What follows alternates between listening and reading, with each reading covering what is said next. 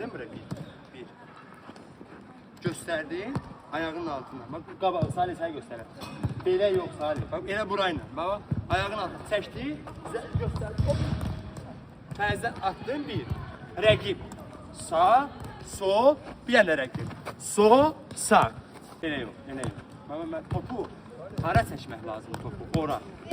Hə, çək, əyilmir, bədən əyilməsin. Düz ayağınla, ayağını belə eləməlisən. Baba, bir dənə bura. Bax buradan hop buraxmalısan bura. Getdin zərbə göstər, əlini qaldır belə. Ay, sağ ol. Sağ sol. Sağ sol. Sol sağ. Bir. Çək özünə. Ay, sağ bir yana çək.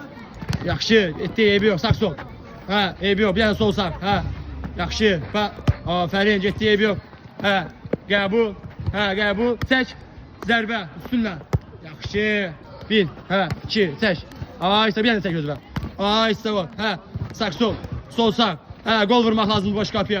Yaxşı, afərin. Hə, bir, getdi, qəbul. Hop, hə, zərbə. Yaxşı. Evet, bir, hə, çəkdik, özünə çək. Ay, sağ, bir yana bu tərəfə. Hoppa, tələsmə. Hə, bir yana bu bir tərəfə. Hə, eybi yox, davam elə. Boş qapı. Yaxşı, afərin, getdi. Hə, tələsmə. Hə, qəbul, top saxla. Çək, zərbə, üstünlə. Yaxşı. Sağ, hoppa, çək özünə. Ay, sağ, bir yana. Hoppa, getdi, sağ sol, sonra sol sağ.